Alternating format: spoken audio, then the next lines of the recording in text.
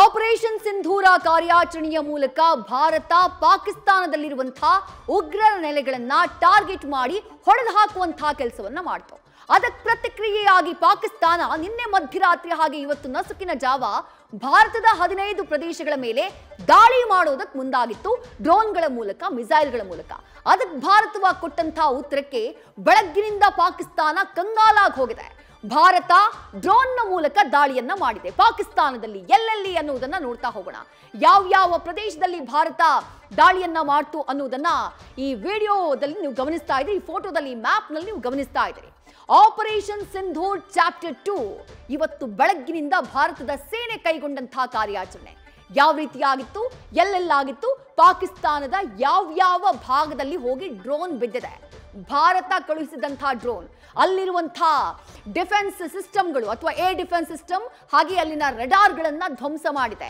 ಯಾವ ಜಾಗ ಅಂತ ನೋಡ್ತಾ ಇದ್ದೀರಿ. ಮೊದಲನೇದಾಗಿ ಚಕ್ವಾಲ್ ಅನ್ನುವಂತಹ ಪ್ರದೇಶ. ಚಕ್ವಾಲ್ನಲ್ಲಿ ಭಾರತದ ಡ್ರೋನ್ ಹೋಗಿ ಅಲ್ಲಿ ದಾಳಿಯನ್ನ ಮಾಡಿದೆ. ಮತ್ತೊಂದು ಕಡೆ ಸಿಯಾಲ್ಕೋಟ್ ಬಗ್ಗೆ ಇರುವಂತಹ ಮಾಹಿತಿ ಏನು ಅಂದ್ರೆ, ಸಿಯಾಲ್ಕೋಟ್ನಲ್ಲಿ ಪಾಕಿಸ್ತಾನದ ಏರ್ ಡಿಫೆನ್ಸ್ ಸಿಸ್ಟಮ್ ಇತ್ತು. ಅಂದ್ರೆ ಯಾವುದೇ ಶತ್ರುವಿನ ಅಥವಾ ಪಕ್ಕದ ರಾಷ್ಟ್ರ, ನೇಬರ್ ರಾಷ್ಟ್ರದ ಯಾವುದೇ ಯುದ್ಧ ವಿಮಾನ ಅಥವಾ ಯಾವುದೇ ಮಿಸೈಲ್, ಯಾವುದೇ ಡ್ರೋನ್ ಬಂದ್ರೆ ಅದನ್ನ ಹೊಡೆದು ಹಾಕೋಕೆ ಇರುವಂತಹ ಏರ್ ಡಿಫೆನ್ಸ್ ಸಿಸ್ಟಮ್, ಅದನ್ನ ಐಡೆಂಟಿಫೈ ಮಾಡಿ ಬಹಳ ದೂರದಲ್ಲೇ ಅದನ್ನ ಪತ್ತೆ ಹಚ್ಚಿ ಅದನ್ನ ಹೊಡೆದು ಹಾಕೋಕಿರುವಂತಹ ಏರ್ ಡಿಫೆನ್ಸ್ ಸಿಸ್ಟಮ್.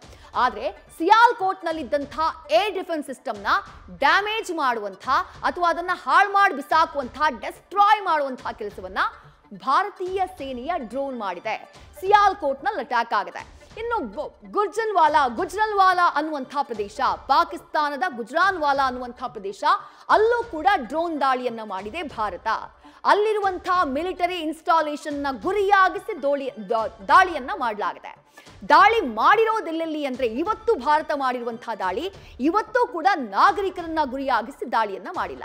ನಿನ್ನೆ ರಾತ್ರಿ ಹಾಗೆ ಇವತ್ತು ನಸುಕಿನ ಜಾವ ಭಾರತದ 15 ಪ್ರದೇಶಗಳನ್ನ ಗುರಿಯಾಗಿಸಿ ಪಾಕಿಸ್ತಾನ ಏನ್ ಡ್ರೋನ್ ಹಾಗೆ ಮಿಸೈಲ್ ದಾಳಿಯನ್ನ ಮಾಡ್ತೋ, ಎಲ್ಲೆಲ್ಲಿಂದ ಡ್ರೋನ್ ಮಿಸೈಲ್ಗಳು ಬಂದಿದ್ವೋ ಆ ಜಾಗಕ್ಕೆ ನಮ್ಮ ಡ್ರೋನ್ ಹೋಗಿ ಅವರು ಯಾವುದರಿಂದ ಡ್ರೋನ್ ಅನ್ನ ಮಿಸೈಲ್ ಅನ್ನ ಹಾರಿಸಿದ್ರು ಆ ಸಿಸ್ಟಮ್, ಆ ರೆಡಾರ್ಗಳನ್ನ ಧ್ವಂಸ ಮಾಡಿ ಬಿಸಾಕುವಂತಹ ಕೆಲಸವನ್ನ ಭಾರತ ಮಾಡಿರೋದು. ಸಿಯಾಲ್ಕೋಟ್, ಚಕ್ವಾಲ್ ಹಾಗೆ ಗುಜ್ರಾನ್ವಾಲಾ ಅನ್ನುವಂತಹ ಪ್ರದೇಶ, ಅದರ ಜೊತೆಗೆ ಶೈಖ್ಪುರ್, ಜೊತೆಗೆ ನರೋವಾಲ್ ಅನ್ನುವಂತಹ ಪ್ರದೇಶ, ಹಾಗೆಯೇ ಲಾಹೋರ್ ಹಾಗೆ ಬಹಾವಲ್ಪುರ್. ಲಾಹೋರ್ ಬಹಳ ಇಂಪಾರ್ಟೆಂಟ್. ಲಾಹೋರ್ ಯಾಕೆ ಇಂಪಾರ್ಟೆಂಟ್ ಅಂತಂದ್ರೆ, HQ-9 ಏರ್ ಡಿಫೆನ್ಸ್ ಸಿಸ್ಟಮ್, ಪಾಕಿಸ್ತಾನಕ್ಕೆ ಚೀನಾ ಕೊಟ್ಟಿದ್ದಂತಹ ಏರ್ ಡಿಫೆನ್ಸ್ ಸಿಸ್ಟಮ್. ಇದನ್ನ ಇಟ್ಕೊಳ್ಳಿ, ಇದನ್ನ ಖರೀದಿ ಮಾಡಿ, ಬಹಳ ಚೆನ್ನಾಗಿ ವರ್ಕ್ ಆಗುತ್ತೆ.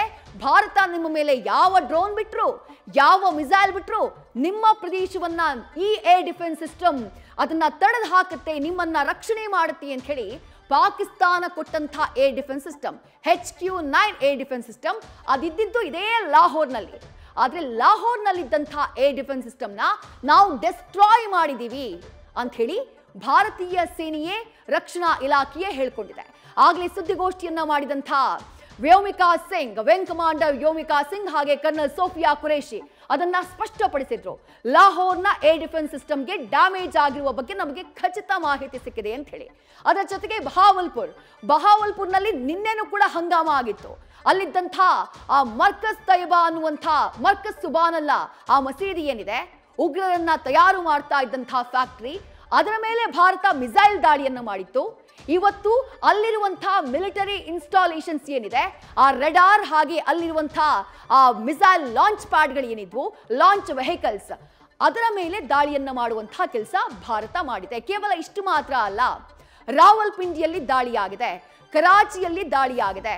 ಕರಾಚಿ, ರಾವಲ್ಪಿಂಡಿ ಈ ಭಾಗದಲ್ಲೂ ಒಟ್ಟಾರೆಯಾಗಿ ಭಾರತ ಟಾರ್ಗೆಟ್ ಮಾಡಿದ್ದು ಅಥವಾ ಪಾಕಿಸ್ತಾನದಲ್ಲಿ ದಾಳಿಯಾಗಿರೋದು 9 ನಗರಗಳ 12 ಪ್ರದೇಶಗಳಲ್ಲಿ, ಇನ್ಕ್ಲೂಡಿಂಗ್ ಕರಾಚಿ, ಇನ್ಕ್ಲೂಡಿಂಗ್ ರಾವಲ್ಪಿಂಡಿ. ಹೀಗಾಗಿ ಬೆಳಗ್ಗಿನಿಂದ ದೊಡ್ಡ ಹಂಗಾಮ ಪಾಕಿಸ್ತಾನದಲ್ಲಿ ಕ್ರಿಯೇಟ್ ಆಗಿದೆ.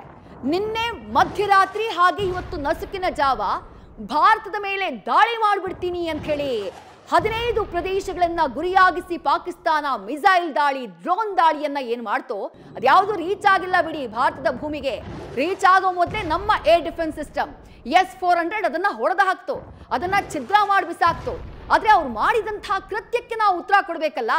ಎಲ್ಲಿಂದ ಹಾರಿಸ್ತಿದಾರೋ ಆ ಜಾಗವನ್ನೇ ಉಳಿಸ್ ಮಾಡಬೇಕಲ್ಲ, ಅದನ್ನ ಮಾಡುವಂತಹ ಕೆಲಸವನ್ನ ಭಾರತ ಮಾಡಿದೆ. ಆ ದೃಶ್ಯಗಳಿಂದ ನೀವೀಗ ಗಮನಿಸ್ತಾ ಇರೋದು.